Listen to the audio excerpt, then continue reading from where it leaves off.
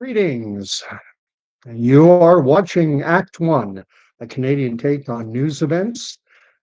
TONE Act One. I am your host, Gordy Canuck, or if you prefer, Gordon Causey is my real name. Thank you for tuning in to tonight's live stream on the Saturday, the 27th of September, 2025. It's bang on 10:15 p.m. And I'm going to be talking some more about the Charlie Kirk assassination and the conspiracy theories surrounding it. But before I get going, if you enjoy the content, if you like a raw, very bare bones, basic YouTube station, no bells and whistles, no production values, if that appeals to you, and if you like the content, if you like what I have to say, as well as those contributing in the live chat, you're most welcome to hit the like button, the thumb up, and likewise to subscribe to the channel. I'm sitting around somewhere around 1,200 subscribers. I'd love to see that go higher, but ultimately that decision rests with you. Do you like the content? Do you not? I see I have both Danny and Eat Me here. Eat Me, that's her username. Both she and Danny are from Montreal, Quebec, Canada. At any rate, let's get into it. The Charlie Kirk assassination. I can't believe I'm still talking about this. I don't know how many videos I've done on it now, but there are two primary. I see it as we have two competing narratives over uh, the shooting, and the official narrative is that Tyler Robinson, 22-year-old kid, climbed up onto the rooftop of a nearby building, and from somewhere in the neighborhood of 200 yards away, that he got off a shot lying in the prone position and murdered Charlie Kirk. Uh, Immediately, the question begs, well, what would be Tyler Robinson's motivation? And that has been supplied. And we are told that Tyler Robinson was in a relationship with a guy. I forget the individual's name. Maybe shouldn't use the word gentleman. Um, but he was in a relationship with a guy who was undergoing, from what I understand, was doing the full Monty transition, trying to get his biology to line up with get his anatomy to line up with his inner subjective feelings about himself. And so, and Charlie Kirk, everyone knows, was very much against this transgender ideology nonsense garbage. In this respect, I'm very much lockstep with Charlie Kirk. There are two genders, and even if you do the transition, you do not become a woman. You simply become a surgically altered male. And so, and there is a degree of plausibility to this theory. And there's a degree of plausibility to this idea that someone would be sufficiently motivated, someone like a Ty Robinson involved with in a, I don't know what to call it, relationship with a guy transitioning. And then we've been supplied likewise with text messages minus timestamps, which is very problematic. And some have questioned the um, the language being used, by someone who just committed a heinous murder, and the wording. However, one thought occurred to me, and that is how we try to apply laws of rationality to acts that are ultimately irrational. Well, that's not a rational way to act. A rational way to act and a rational text messages is this. And it's like, yes, but we're dealing with what is an absolutely irrational act. And you expect someone engaged in an irrational act to act in a rational manner? It's an open question. I'm going to read what's being written. Uh, And Danny's bringing up another conspiracy theory that has come out with respect to the movie Snake Eyes with Nicolas Cage, set in New Jersey, where a government official by the name of Charlie Kirkland is murdered and is likewise shot in the throat. And there are a few other connections, there are distractions, there are differing. I've watched a little bit. I've seen a little bit of reporting, and maybe even Danny or Nancy directed me towards that. Not going to go too far in that. I'm not going in that direction tonight, but I am familiar with it. Sharunian has shown up as well, and he's saying that I should be a member of Lok Sabha, and I don't even know what Lok Sabha is, but whatever. Everyone's saying hi. And then Eat Me is saying about Tyler Robinson's paramour that he was a furry, and there's a picture of this guy wearing what could be possibly, I guess, one of these furry type outfits. It's just a small picture of his head, but he appears to have some type of a hoodie on that could be construed as trying to make himself feel like an animal, be an animal. I don't know. Uh, and then Nancy goes on to say, who was mysteriously spirited away. Yes, apparently this individual, Lance, is the guy's name. Great name. A little bit on the, a little bit on the stereotypical side to have a guy who's gender confused in an homosexual relationship by the name of Lance. It just seemed just a little odd, but I won't do any more of that. I don't want to get in trouble. And then Denny is talking about the fact that some are suggesting the quote unquote camera behind Charlie was actually a hologram maker, an expensive one at that. That's one thing that I haven't had I haven't gone far enough down, and there's so many competing theories out there as to what happened that day. And I have heard the stories of a Turning Point USA employee removing the camera long after. Apparently, it wasn't taken down immediately after, but sometime after the shooting.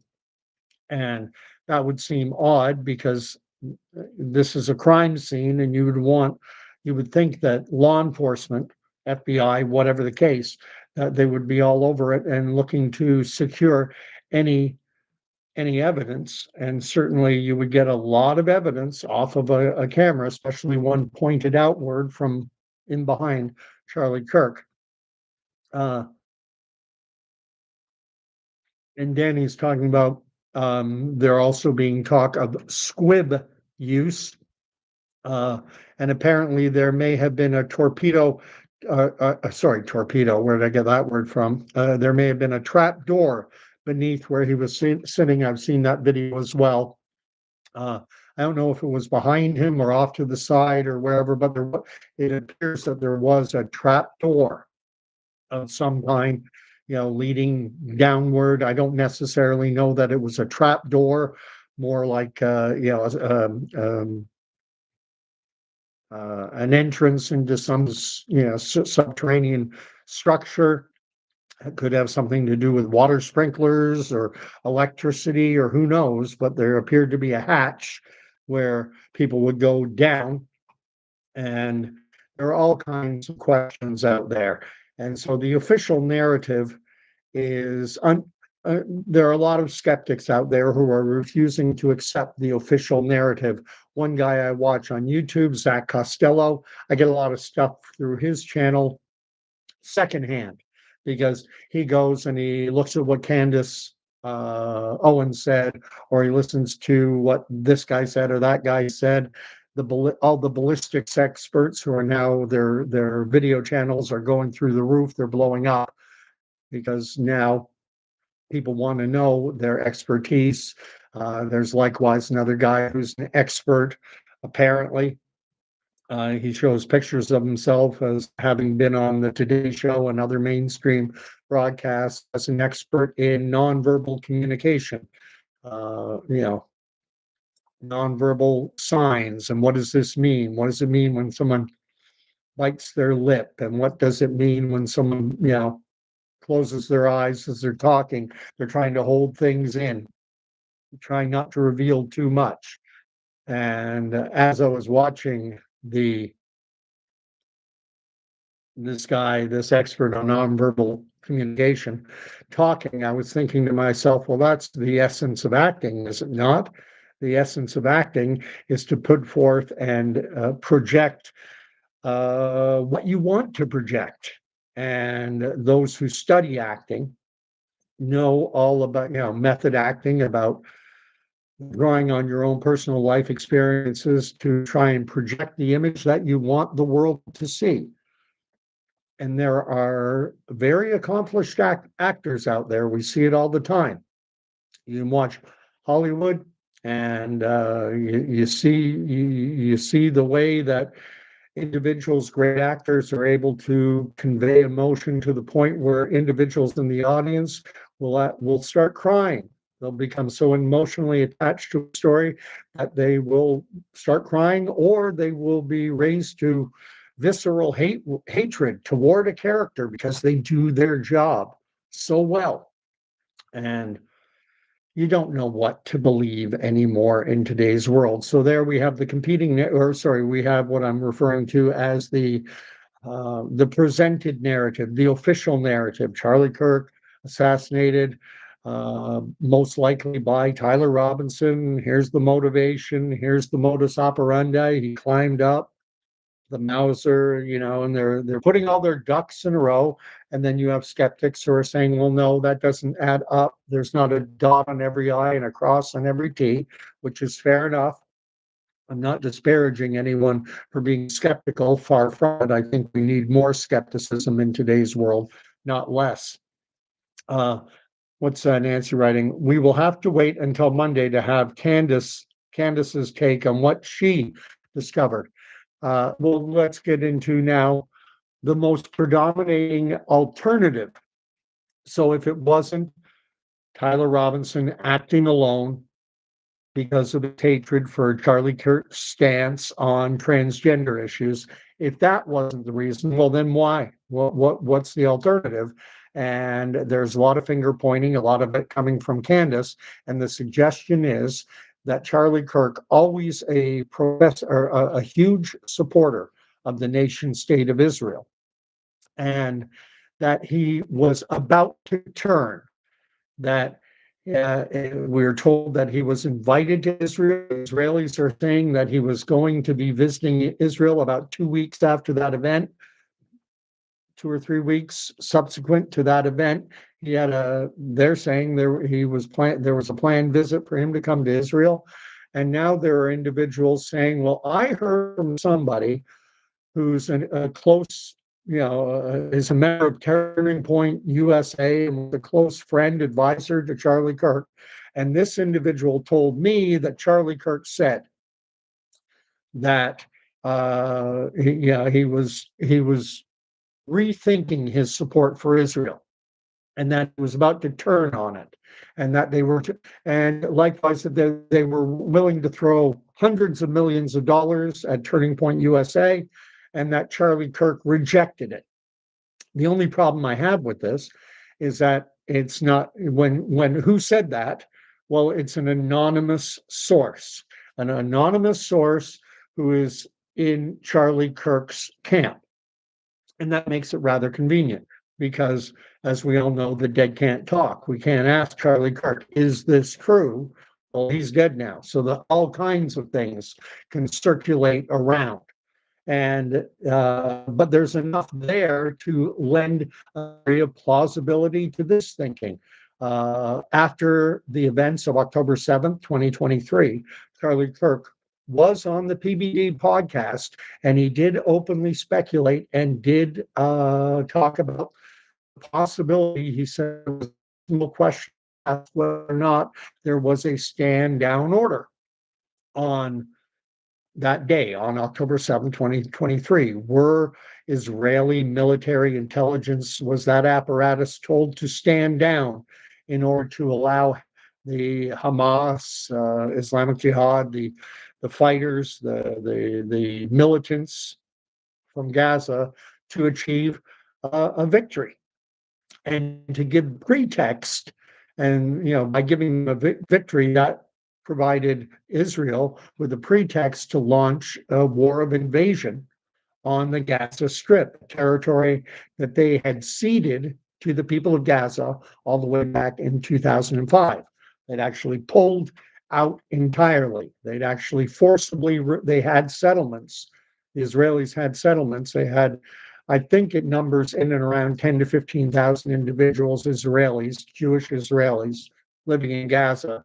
And they were forcibly, some left voluntarily, others wanted to remain and they were forced to remove. And the Israelis removed all their military installations, all their encampments, their footprint in the Gaza Strip. Goodbye. They were out. But anyway, I'm digressing a bit. Danny's writing that a couple of weeks before his death, he turned down $150 million from Israel. Now, is that definitive, or is that all I have seen on stories such as what Danny has written? A couple of weeks before his death, he turned down $150 million from Israel. I would like to see some documentation on that, not someone saying, well, I spoke to a member of Charlie Kirk's inner circle who's chosen to remain anonymous, and that individual told me that Charlie said he had refused $150 million from Israel.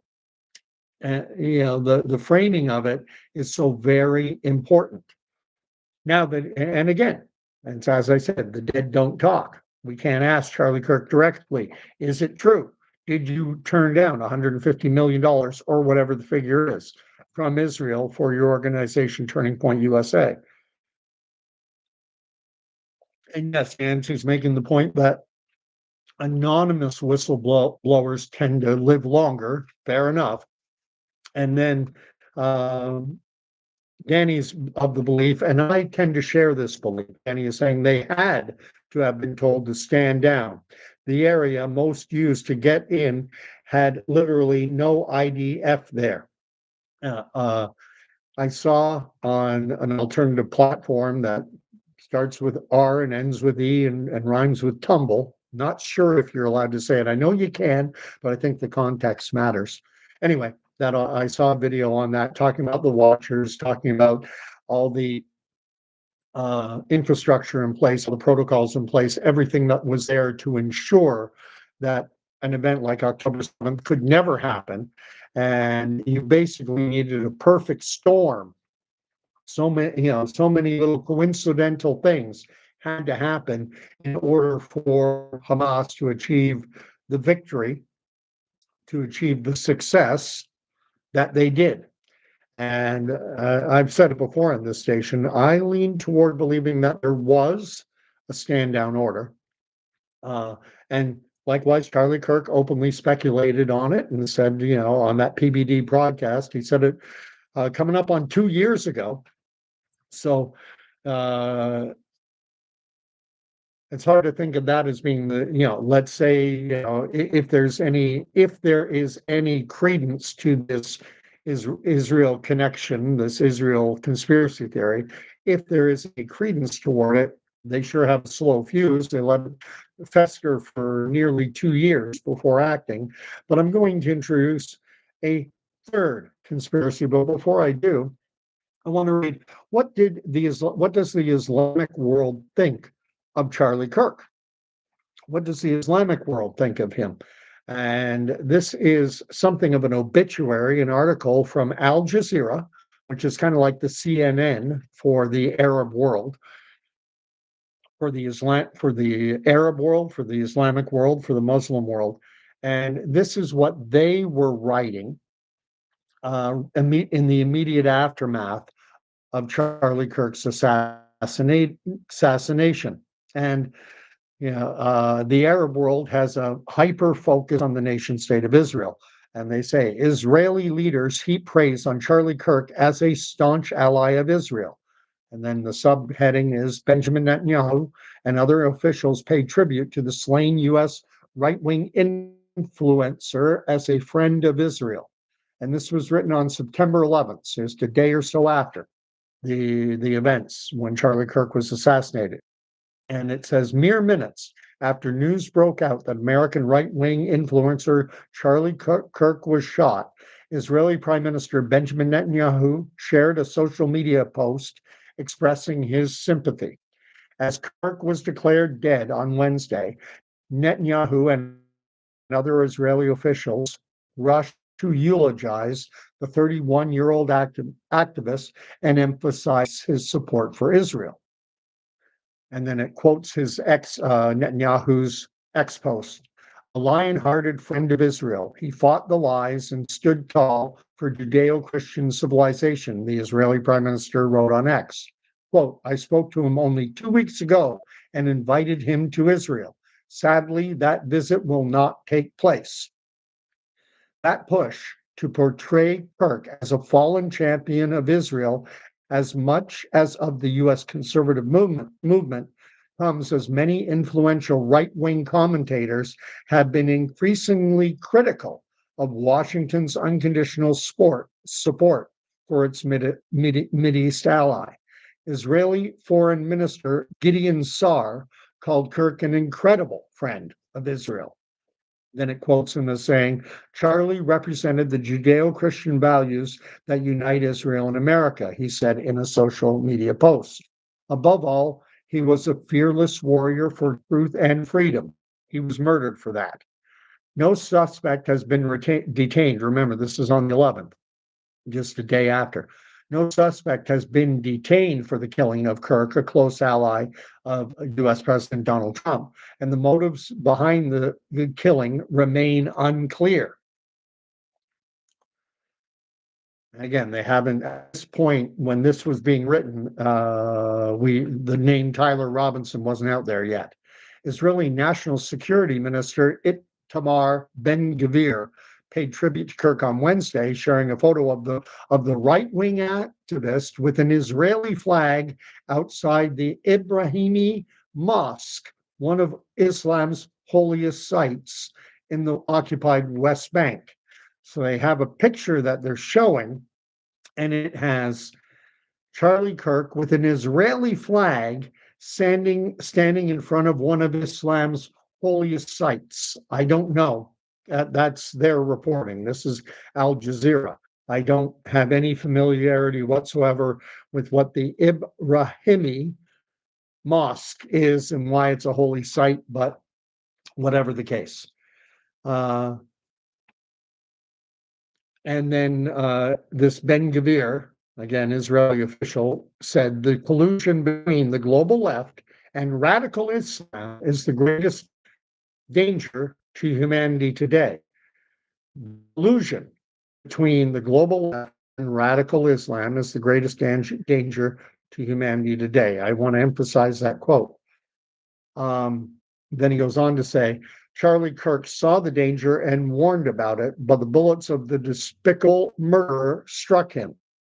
In some of his final appearances, Kirk, who regularly bashed Islam and Muslims, promoted the unfounded conspiracy theory that Islam and the political left are working together to undermine the US and Europe. Wide open immigration, revenge of the cradle type of rationale to overwhelm Western society, the United States, Europe, Canada.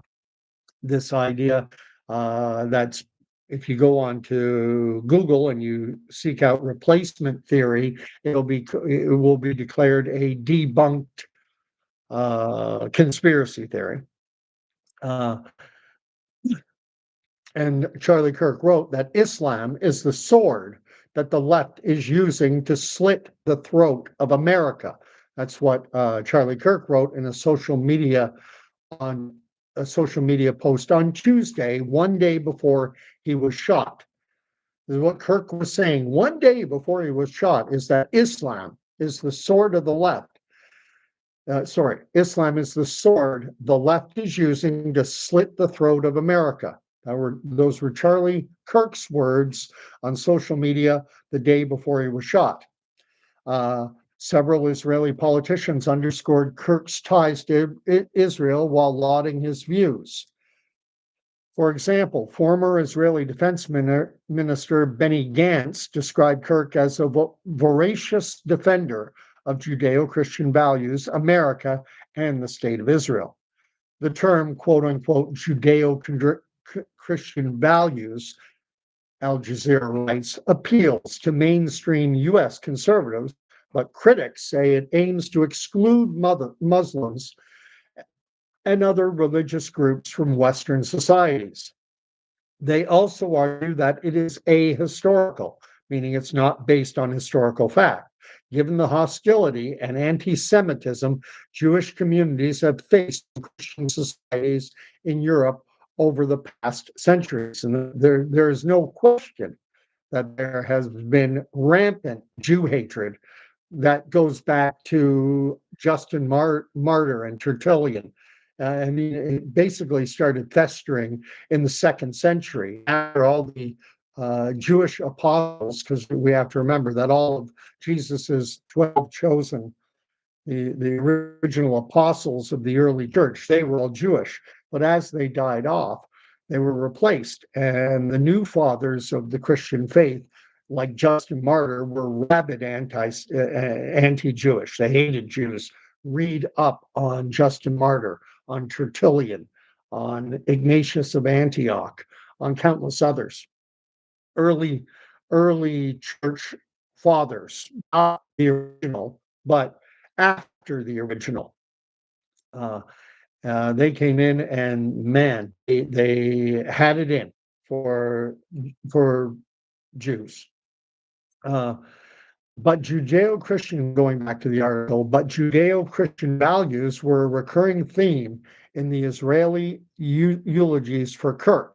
Finance Minister Bezalel Smotrich joined other Israeli officials in calling Kirk a traitor. And then it has that gentleman, this Bezalel Smotrich, writing, the murder of Charlie Kirk is a tragic and devastating blow. Charlie was a true friend of Israel, but beyond that, he was a man who engaged in genuine dialogue with his audience to promote his values, a dialogue in which he defended the morals and principles and then you can click show more. And then this is what Al Jazeera says. It says, Kirk was indeed a staunch supporter of Israel, but not without occasional misgivings. Last month, he denied the well-documented Israeli-imposed starvation in Gaza. For Al Jazeera, genocide, starvation, all this is fact. And they're saying Charlie Kirk, that he denied it. Charlie Kirk was one of those saying, this is Islamic, this is Arab, this is Palestinian propaganda. And they say that Kirk was echoing what Israeli officials, their lies. And that the globalist United Nations is on our side. They declared famine in the territory. And Charlie Kirk in Israel is saying it's visual warfare, it's propaganda. Globalist UN says, no, it's not. You pick who you want to believe. Then it says, still, despite his years of pro-Israel or Israel advocacy, he was not immune to the ideas of the growing America First movement that has been questioning the benefits of Washington's devotion to its Middle East ally. As Israeli leaders lobbied Trump to bomb Iran in June, Kirk warned that the U.S. president's Make America Great MAGA base was opposed to the war. I can tell you right now, our MAGA base does not want a war at all whatsoever, Kirk said on his podcast. They do not want U.S. involvement. They do not want the United States to be engaged in this. Kirk, and I'm going to stop reading there, because if you want to read the article yourself, and it's on Al Jazeera's network, I'll put a link in the live chat if anyone wants to read it, and then I'll put a comment when I'm done posting the video, and I'll put that article in a comment. But so we have a clear indication that while Charlie was a vociferous supporter of Israel, he would on occasion, he would question, he had misgivings on occasion. He didn't want the US getting involved with Israel bombing of Iran, for example. There are a lot of Americans who want to return to an isolationist posture, which they had for much of their history up until the First World War. And then even after the First World War, they were still very isolationist. It took the events at Pearl Harbor before they would join the Second World War. And then they kind of shook off their isolationist bent and they started becoming the world's policemen. Uh, Laura Floyd, Laura Floyd is here. Too many different names. I'm starting to get swamped. I'm excited. Oh, great.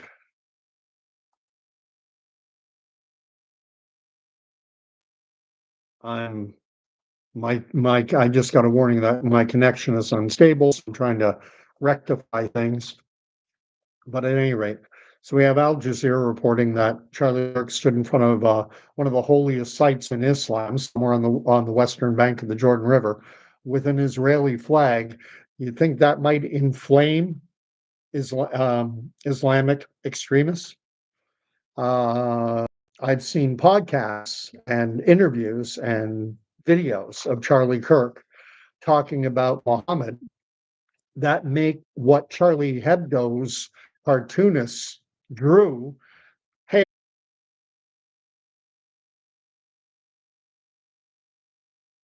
and I'm back live. Apparently, I apologize for that glitch. And I warned you right off the bat that bare bones basic, no high production values, and not a particularly robust internet connection. I apologize. But there's nothing I can do about it. So I'm going to get right in to where I was going with this video because goodness knows maybe there are some problems here. My town is having a fall festival right now. And so there are a lot of people who come from outside. I've said many times that there are more apple trees in my area than people. Well, it's Apple Fest is the name of the fall festival. And so a lot of people come from outdoor, from outside, and maybe the internet is being used to a greater degree than normal. But Danny says that Whale is saying, I look good, everything looks good. And Danny's saying 5 out of 5, 5 by 5, loud and clear. That's radio talk. Fort éclair, as we would say in French. Anyway, the point I'm getting at ultimately is I'm introducing a new conspiracy theory that strikes me as having a high degree of plausibility, and that what if it was radical Islam, someone attached to radical Islam, who took Charlie Kirk out because of his talking about Muhammad marrying a girl who was only 6 years of age, not consummating the marriage until the girl was 9, and then Charlie Kirk framed it as rape. And you can find the videos. There are tons of them out there with him uh, crashing all over Islam. And look what happens to people who mock, ridicule, or trash on Islam. Look at what happened to, I think, the 10 or 11 people who were murdered at the satirical Charlie Hebdo publication in France. Look at what happened to Salman Rushdie, author of the book The Satanic Verses. He was, within the last year or so, attacked and stabbed in the eye.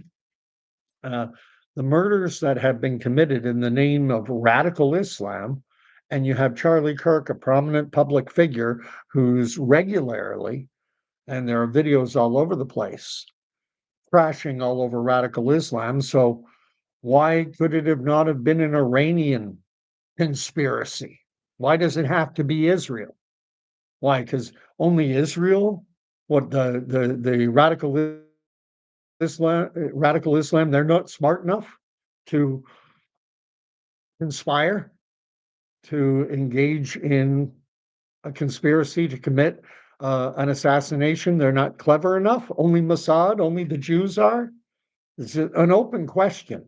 I don't mean to straw man it. I don't mean to ridicule it, because actually I do think I don't think that radical adherents to the Islamic faith, extremists, I don't think they're stupid. I think they're every bit as capable as radical Jewish extremists or radical Christian extremists or radical anything extremist. Uh, and Danny's saying that that would not surprise him in the least. To be honest, the thought crossed my mind. Danny is saying the thought has crossed his mind as well. You have Charlie Kirk waving an Israeli flag in front of a holy Islamic site. You have Charlie Kirk framing Muhammad as a despicable human being, warlord, killed thousands, tens responsible for the deaths of tens of thousands. And yet, and he mocks it openly and juxtaposes it with the life that we have of Christ, that the life of Jesus, life of Muhammad. The Bible presents Jesus as sinless, never took a life, certainly didn't marry a 6-year-old and have relations with her at 9, compared to Muhammad. And how is a radical Islamic extremist going to view that information? Would they be motivated to engage in a conspiracy and to get players involved who could silence Charlie Kirk the same way that Salman Rushdie, there was an attempt to silence him, the same way that they silenced individuals with Charlie Hebdo? Open question. Eatney saying that Charlie Hebdo is a bit different. They drew the portrait of Mohammed, which is officially a death sentence. So drawing a picture is a death sentence, but to refer to, Muslims, when they say the name Muhammad, will say, "Blessed be his name." They say it in Arabic, and sometimes they repeat it or say it again in English. So you can't draw a mocking picture of Muhammad, but you can talk about him as a murderer. You can talk about him as a rapist, and that's okay. I, you know, there seems to be a narrative out there that's taken a lot of traction. And I think Marxist ideology is seeping into the mainstream. And this was huge under Mao Zedong when they had what was called the Great Leap Forward, or the Cultural Revolution. Had two names under Mao: the Great Leap Forward, I think a Great Reset, and the Cultural Revolution. And what they did in China is they basically, the population was divided into one of two groups. And typically it was done racially, because there is no one singular Chinese race. There are subcategories within China itself. And there are about 5 groups who were deemed to be oppressors. You're the oppressing group. You're bad. Think of the kulaks in the old Soviet Union, landowners and farmers who had achieved a degree of financial success. Same thing in China, but it was racial. These 5 racialized groups, they're oppressors, and these 5 racialized group are the oppressed. Good, bad, binary, right, wrong, good, evil, and that's the way our Western culture is being influenced in the same manner, and it's a binary choice, and we've got to pick one side as being all good and one side as being all evil. And so the images coming that are purported to be from the Gaza Strip, and war is brutal, war is horrible, no matter where it happens. If it happens in Yemen, in Saudi, in whether it's the war that took place in Yemen or in Syria, or the one that's raging right now in Sudan or in Gaza. It's horrific, horrible things happen, often to children. Uh, It's tens of thousands. Actually, I think it's over 100,000 children in Yemen are reckoned to have died, children under the age of 5.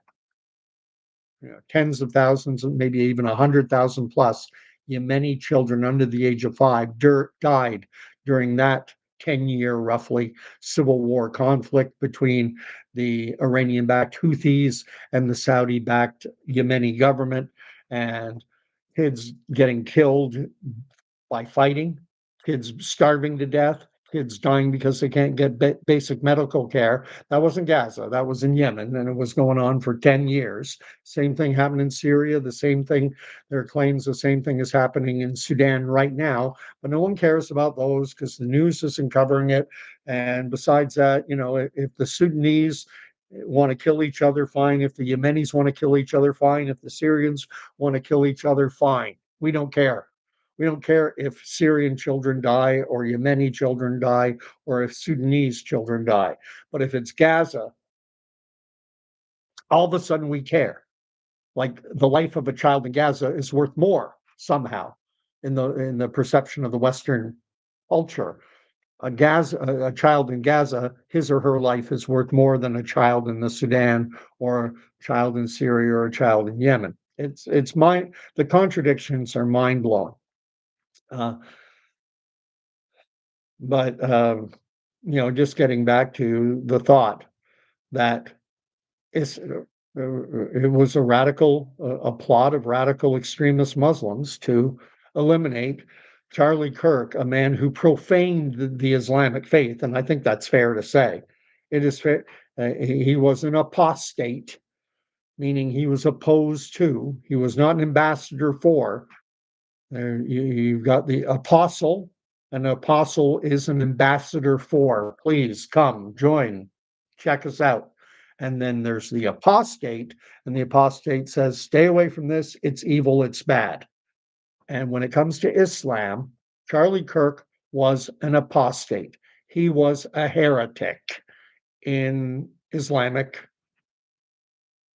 from the Islamic point of view. If you are a radical extremist Muslim, Charlie Kirk has got to be public, and he's got to be right up there with Salman Rushdie, because his book, The Satanic Verses, did not contain any pictures. It was not a picture book. He got a death sentence, a fatwa issued against him by Islamic clerics over what he wrote. They wouldn't do the same to Charlie Kirk for what he said. Anyway, and I like what Danny writes. He says, a life is a life is a life. All lives matter, period. And amen. I agree with you. But in our culture, no one talks about all the children who got murdered, killed, starved in Yemen or Syria or what's happening now in Sudan. No one cares. Though we only, in the Western world, our media, our TikTok, our X, our Facebook accounts only care about what's happening in Gaza. And goodness knows, in a propaganda war, when we see images, they're not accredited. These videos, half the time, these images we're seeing, they don't give you metadata that tells you exactly where it happened. It's just a video on Facebook, X, Twitter, TikTok, whatever the case. And people take it as fact. I saw what they did. Really? Do you know for a fact that? How do you know that wasn't Yemen from 5 years ago? How come you know? How do you know it wasn't Syria last year? How do you know it's not the Sudan right now? Well, the caption underneath said it was in Gaza. Yeah, but how do you know? You don't trust the mainstream media, but you're going to trust an anonymous TikTok account or an anonymous Instagram account? And half the time they're merely sharing something anyway. And then what's Nancy writing? Well, if this is the case, an interesting theory. Most Islamic terror acts on U.S. soil have one thing in common: the FBI finding a weak-minded zealot and providing the means. Yeah, so the suggestion is that when it's Islamic, that what the Muslims are not capable of concocting a conspiracy and engaging in deception. They're not good enough. They're not smart enough. They're not cunning enough. Only the Jews are. Only the Israelis are. Only Mossad is. The Iranian intelligence services and other Islamic bodies like they're not good enough to do that. They're not that cunning. They're not that sharp. They're not that bright. I don't happen to believe that. I happen to believe that that the Islamic world is every bit as intelligent, cunning, and deceptive as is the Judaic world, the Christian world, the Western world. It's all good. And then Eat Me Nancy is writing that, saying that talking about TikTok, it was bought by Sam Altman. I haven't followed that story at all. I don't have a cell phone, and so many of these platforms like TikTok and Parler and Telegram and so many of the alternative social media platforms, you need a cell phone. And I don't own one, and I'm not getting one because I'm convinced that they're going to be a gateway into the new digital ID that's rolling out, and I don't want to have any part of it. And I figure the first line of resistance will be to say, well, I don't have a cell phone. I couldn't download the ArriveCan app because I don't have a cell phone to download it onto. I'm just an old dinosaur, not that old, but still in my 50s, but not for much longer. This is my last year. I'm in my last months of being able to say that I'm in my 50s. Uh, and uh, and then Nancy saying, no, not just saying most of the attacks. And then she writes, he is the C. I think you're having trouble with your texting or typing because your messages seem to be getting cut off. But I see there are a number of people watching. It's fluctuating, but there's more than just Danny and Nancy here. I know Laura was here, Whale was here. If anyone else wants to chime in on your thoughts, do you think, given Charlie Kirk's anti-Islamic rhetoric, do you think it's possible that Islamic extremists wanted him eliminated? And would they have the means, the same means that that it's inferred that Israel has? Would the Islamic world have those same means to engage in some type of conspiratorial machinations to maybe compromise a kid? This maybe Tyler Robinson's involved. Could he have been compromised by Islamic individuals to take a fall, so that their operative doesn't get nailed? Just throwing it out there. There's certainly, to my mind, if you're looking for motivation, the motivation to suggest it was an Islamic hit job is more substantial than the suggestions that there was motivation for Israel to take him out. Even Al Jazeera, in that article I quoted, they basically framed Charlie Kirk as a massive supporter of Israel with, on occasion, misgivings. But if you were to go to Israel, you would see that Israel's a robust democracy, and there are a lot of individuals who speak out against Netanyahu. There's a big battle between the left and right going on in Israel, just as there is in Europe, just as there is in the US, just as there is in Canada. Same thing in Israel. It's a democracy. We're not talking about Iran here, where women can't leave the house unless they cover their face and are escorted around by male family members. That's, Sharia law. Uh, anyway, Danny thinks anything is possible. Oh, so so Eat Me Nancy said that TikTok has been bought by Sam Altman, and Danny is saying that Sam Altman is the CEO of OpenAI. I have all the more reason not to engage with TikTok. Although, if you want to avoid engaging with AI, I might have to stop engaging with all forms of technology because it has become that pervasive. And I'm going to end my video now with a recommendation, as I often give.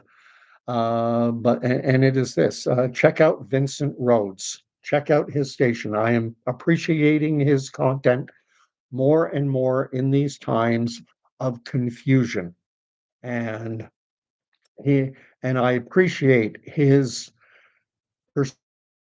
perspective on what we're seeing as, I'll call, the lionization of Charlie Kirk and the near worship of Charlie Kirk. And Christians must be reminded to keep our eyes, it's a trite expression, but keep your eye on the prize. Keep your eyes on the prize. Jesus is the way, the truth, and the life. And while it's all well and good to be inspired by other broken, fallen creatures, Charlie Kirk, broken and fallen, me, broken and fallen, Vincent Rhodes, we're all broken and fallen. But this lionization, it borders on idolatry. And Vincent Rhodes gives voice to this. He's basically giving a warning, because ultimately Jesus is the way, the truth, and the life. No one gets to the Father but through him, and you don't have to first go through anyone else. You know, churches so often are the gatekeepers, and they say, well, if you want to get to Jesus, you have to come through us first. Rome does this. We have been given apostolic authority because Peter was the first bishop of Rome, and the authority was passed down to us. And now we and our priesthood have the authority. And if you want access to the living water, then you have to go through us. And I understand why people will gravitate toward that sort of thing, because you can see the Catholic Church. You can hear charismatic Christian pastors, and you can see them, touch them, hear them. You can't see Jesus, not with these earthly eyes that we possess, and you cannot hear him with our earthly ears. And so weak, broken, Jesus said in his own time, a wicked and adulterous generation seeks a sign. I want a sign. I want something visible, something tangible, something I can see, something I can hear, something I can touch. I can't go just on faith. I need to see, hear, touch, feel. I need to know. Wicked and adulterous generation seeks a sign, seeks something they can get their hands on. But I say unto you, no sign shall be given to it except for the sign of Jonah. For just as Jonah was in the belly of the great fish for 3 days, so too the Son of Man must be buried in the earth for 3 days, and on the third day he will rise again, conquer death, rise again. And that was a prophecy that Jesus laid out on many occasions. The Islamic world claims that Jesus was a prophet, but then they deny his prophecy. And how are we told to discern between a false prophet and a true prophet? A false prophet, what they say does not come to pass. So the Islamic world venerates Jesus as a prophet, while at the same time saying he was a false prophet. There is a paradox. It's a contradiction. Well, if he was a prophet, then you must believe in his death and resurrection. No, we deny the resurrection. Well, if you deny the resurrection, then you're denying his prophecy. And if you deny his prophecy, then you're saying that he was a false prophet. And yet the Islamic world says he was a prophet. They want to suck and blow at the same time, and they can't. And it's a marketing ploy to suck the weak-minded Christian in. Well, they venerate Jesus. They call him a prophet. They say, blessed be his name, when they say the names of the prophets, whether it be Moses, whether it be Abraham, whether it be Jesus, in their worldview. When they say Moses, they say, blessed be his name. Abraham, blessed be his name. Jesus, blessed be his name. Muhammad, blessed be his name. but because they view Muhammad as the last prophet, he, in their eschatology or in their worldview, he is the supreme prophet. He supersedes Jesus. And Jesus said, I am the way, the truth, and the life. And yet someone comes along afterwards and says, I supersede that? No. And Will saying, you're ending now? I just poured a coffee. And Danny, getting back to the conspiracy theory I'm throwing out there that, hey, if you want the Islamic world, radical extremist Muslims certainly had the rationale for silencing Charlie Kirk. They would have a MO, modus operandi. Is that the right word? Not sure if it is. They would have motivation, and the motivation is clear. Even Al Jazeera wrote about it, waving the Israeli flag in front of a holy Islamic site. And then Danny goes on to say that Saudi has the means and could pull it off.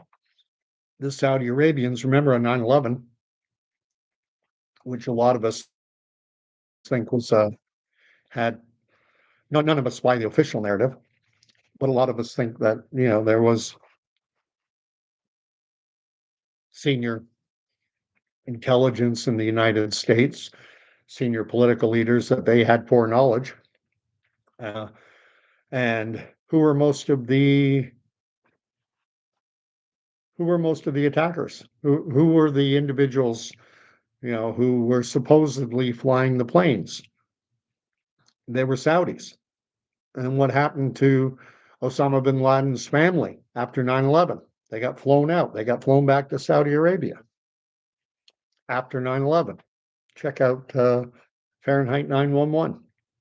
And, there are some interesting little connections between groups that we are led to believe are adversarial, and yet we find out that they're interconnected and that they're friendly at differing levels. I'm going to do my next video, and I thought about doing it tonight, or I've had this on my mind for a bit, and just talking about why the Middle East and geopolitics in general, why it's almost how the Godfather saga, how the Godfather movies or the book, how there's a parallel between the world of the Godfather movies, criminal mafia organizations, and the nations of the world, and certainly in the Islamic world. The way I look on it, in the Godfather saga, they centered in on New York. You had the five families, the five criminal families. There's the Corleones, the Barzinis, the Taglias, the Stracci's, and I forget the name of the fifth one. Those are the five families. But then there were the Molinari family on the coast, and there were criminal families in Kansas City, and there were various territories all around the United States, and all around the world. No doubt they were connected in Sicily and Italy, and their tentacles spread all over. But it focused in on this one part, on just New York, and the five families, the five criminal families, and the Corleone family. They're kind of the heroic figures of the Godfather saga, but they're mafia. They're mafioso. They Costa Nostra. They were engaged in all kinds of criminal activity, including murder and vigilante murder. And yet they're painted as somewhat the good guys. And so I think in a lot of cases, and when we look at the conflict going on between Israel and Iran, and between Israel and the Hezbollah in Lebanon, or the Houthis down in Yemen, or Hamas in the Gaza Strip, and other groups, and Erdogan in Turkey, it's like a criminal little world. And which criminals do you side with? Because whichever side you pick, humanity's broken, fallen, politics is dirty as all get out. Anyway, so I'll go down that line of thinking in a later video. Um, and then Danny is saying that, well, in that case, after this, you can always go to Coffee with Jesus and Pastor Vincent Rose and have your coffee with Jesus. Yes, that's what I think. Is that coffee with Jesus? And then the coffee is the acronym for Christ offers forgiveness for everyone, everywhere. And that is so true. So, and I highly recommend his station. I'm really enjoying. I'm not saying he has everything right. I know I don't have everything right. I don't think any of us. You've got to be incredibly arrogant to think that you can see through this cloudy, mixed up with so much subterfuge and so much misinformation, disinformation. If anyone contends that I know the truth, I can see clearly, I've got it all figured out, chances are they've got puppet strings behind them. Someone's pulling their strings. I happen to think that Candace Owens and Tucker Carlson, I think they're very well may have been compromised by Islamic operatives, by the Islamic world. Remember that Iran is allied with Russia. Russia is certainly no stranger to the world of black ops and of espionage and subterfuge. So, and they're linked. And so and remember that Tucker Carlson, right after getting fired by Fox, how did he kind of, you know, reestablish himself? He went and got an exclusive interview with Vladimir Putin at the Kremlin. He went right to Moscow, right into the lion's den. You know, here's a guy who's been fired by Fox News, and he gets to go and have a sit down with one of the most powerful men in the world. Do you think it's possible, reasonable, at least to speculate that maybe Tucker Carlson might have strings pulling at his back? Likewise with Candace Owens. You think it's only the Jews that play at this game? No. Netanyahu, Danny shared with me a video of Benjamin Netanyahu talking giving what appeared to be an open press conference, although it's labeled as suppressed news. This is suppressed. Like, looks like he's got a mic. He's got a backdrop behind him, some wording on behind, like it's some organization. This is suppressed. Looks like an open press conference to me. And he was saying, we need to, he didn't say it in this fashion, but this is what I heard. I heard him saying, we're losing the propaganda war. We need to up our game. We need to get, the Islamic world. Maybe they have Tucker Carlson. They have Candace Owens. They've got some major leagues, social media influencers. We've got to up our game. We need to engage in this as well. That was the subtext to it that I heard. I don't think it was anything suppressed. I don't think he was saying this in secret. I think it was openly admitting that the Israelis are losing the propaganda war. People are seeing the images that are purported to come from Gaza. War is brutal. Imagine if during World War II, the Western world had seen images after the bombing of Dresden when tens of thousands of women and children, babies, got killed by Allied bombs. What would that have done to Western morale for the war effort? The Germans during World War II, they did a really good job of propagandizing their population to believing that they were good and righteous and doing, and that the opposite side was evil. And their propaganda was so effective that when the war was over, a lot of individuals, especially older individuals, could not accept the fact that Hitler was anything but good. No, they're lying. Says Hitler, he was a good man. We know the term cognitive dissonance. It was so embedded in their psyche that the Allies were bad and that the Axis powers was a good side, that no matter what evidence got thrown in front of them that contradicted that, they couldn't accept it. That's just propaganda. You're just trying to get me to believe propaganda. I know it's the truth. It happens all over. So let's see.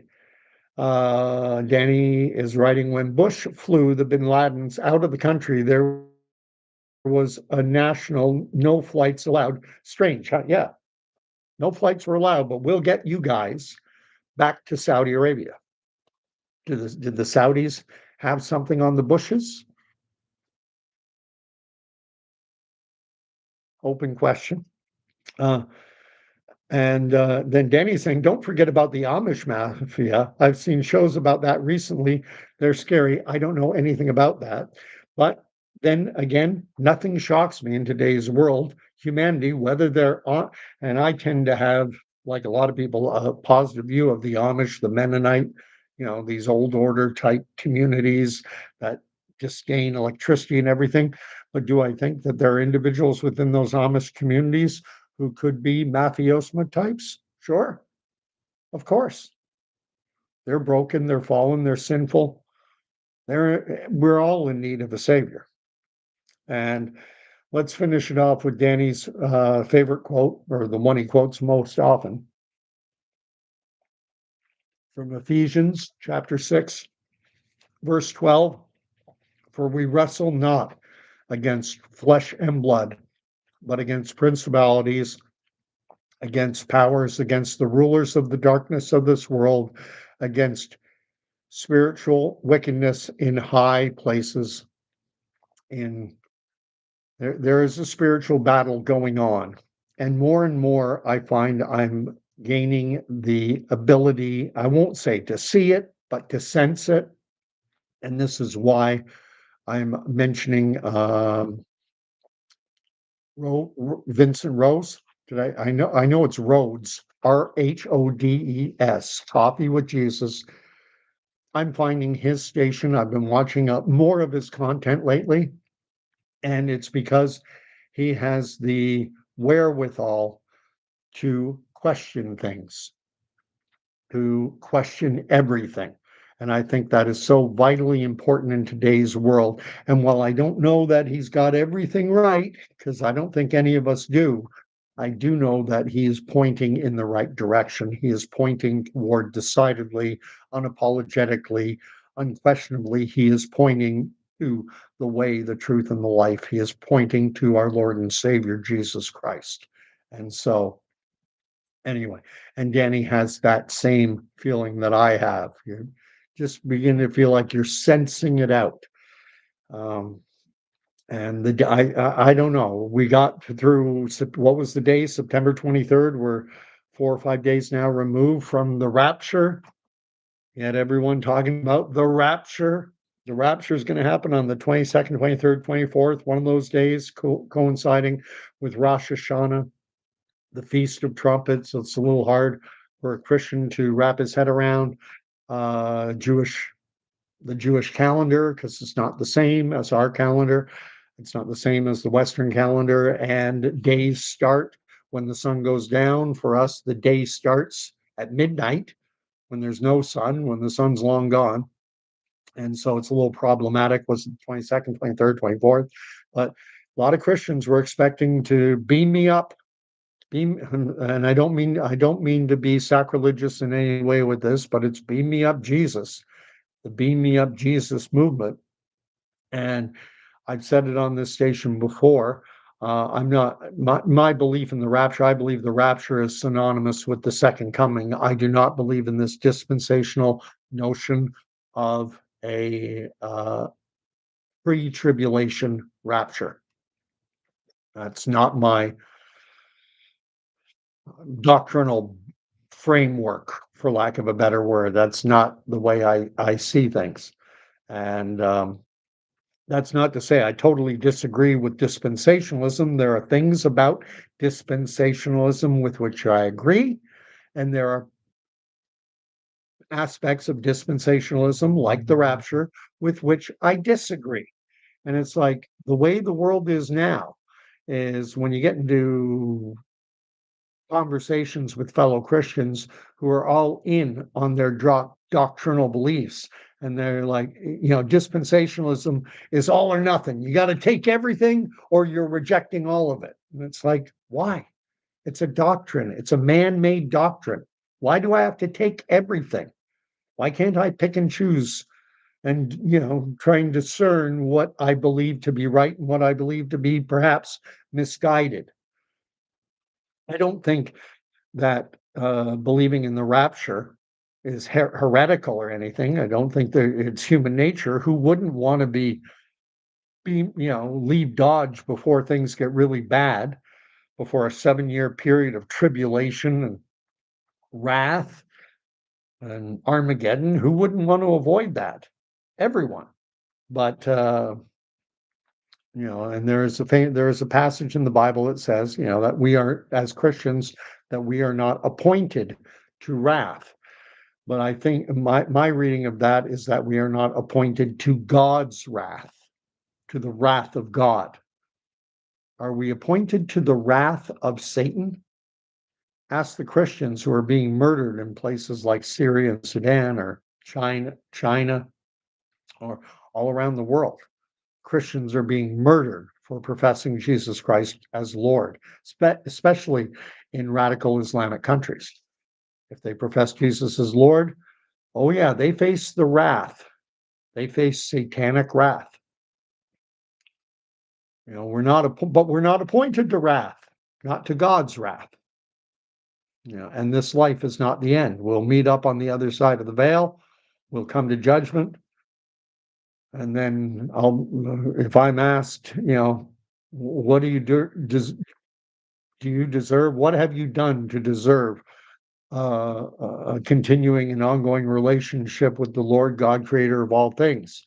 And I'll say nothing. I did nothing to earn it, deserve it, merit it, nothing. He, Christ, on that cross, he did everything. He paid my penalty, and he paid yours too. Anyway, and then Danny is giving the full name of Pastor Vincent Rhodes's channel. It's Coffee with Jesus, Pastor Vincent Rhodes. I'm going to put a comment up. The first comment, I'll link the Al Jazeera article that I read. And again, you have to remember that was written just after, like within a day, within less than 48 hours after Charlie Kirk had been assassinated. They were writing on it. And it wasn't only Israelis who were commenting in the immediate aftermath. Everyone was commenting on the immediate aftermath. But of course, Al Jazeera, very much an ally of Hamas, a group that kidnaps babies. And one thing you'll notice, you'll never hear me say on my channel, I never talk about Hamas. And I never use the rhetoric that Israel, like Benjamin Netanyahu does, where they talk about the events of October 7th, and they talk about ovens, and they talk about rape, and they talk about all kinds of things. You do not hear me say that. And what a reasonable question might be, given that I am, broken, fallen, and, mafia-like as they are, Israel, why do I prefer them to the Islamic world? Why wouldn't I echo what they're saying? And it's because I'm not sure it's true. I'm not denying that it happened, their allegations, but at the same time, I'm not sure of them. And that is likewise why I tend to stay away from, the inflammatory stuff coming from the Palestinian side as well about what is happening in Gaza, because I'm not 100% sure it's true. I'm not there. I don't have boots on the ground. So anyway, and Danny says, I'll put a link, but Danny says that you can just put Vincent Rhodes, that's Rhodes.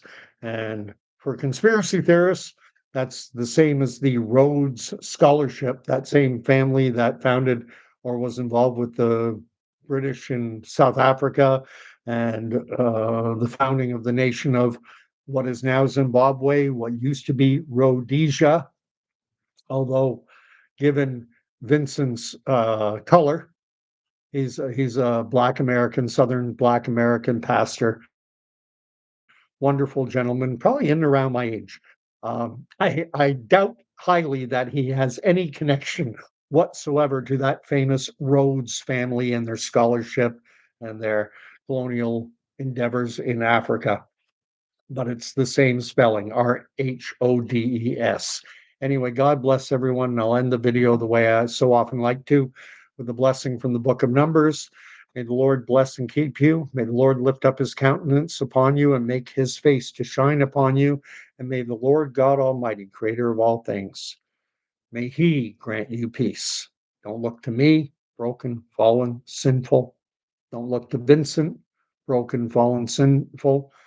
Don't look to Charlie Kirk, broken, fallen, sinful. Look to Christ. We'll talk to you later, and God bless. Thanks, Nancy. Amen.